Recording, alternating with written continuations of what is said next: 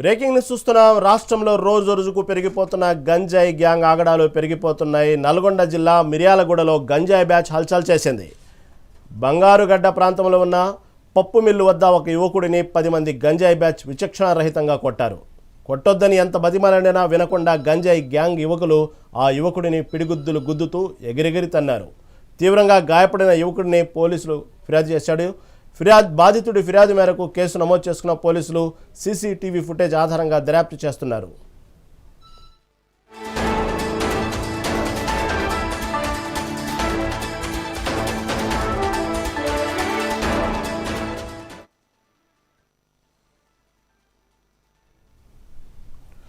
రాష్ట్రంలో రోజు రోజుకు పెరిగిపోతున్న గంజాయి గ్యాంగ్ ఆగడాలు పెరిగిపోతున్నాయి. నల్గొండ జిల్లా మిర్యాలగూడలో గంజాయి బ్యాచ్ హల్చల్ చేసింది. బంగారుగడ్డ ప్రాంతంలో ఉన్న పప్పు మిల్లు వద్ద ఒక యువకుడిని 10 మంది గంజాయి బ్యాచ్ విచక్షణారహితంగా కొట్టారు. కొట్టొద్దని ఎంత బతిమలాడినా వినకుండా గంజాయి గ్యాంగ్ యువకులు ఆ యువకుడిని పిడిగుద్దులు గుద్దుతూ ఎగిరెగిరి తన్నారు. తీవ్రంగా గాయపడిన యువకుడు పోలీసులకు ఫిర్యాదు చేశాడు.